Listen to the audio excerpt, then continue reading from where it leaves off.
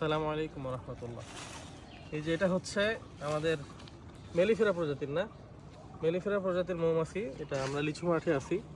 এই যে দেখতেছেন এটা ক্যাপিং হয়েছে একটু, আমি দেখাই একটু।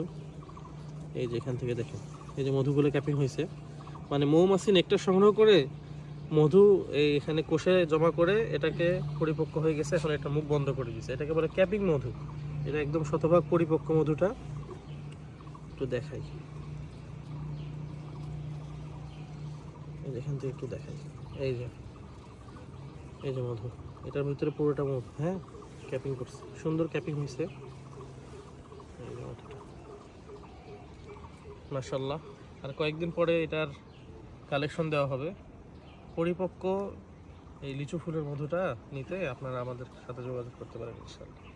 আমরা এরকম পরিপক্ক মধু ইনশাআল্লাহ আপনাদের হাতে পৌঁছে দিব। দেখো একটু কাছ থেকে ক্যাপিংটা দেখো সুন্দর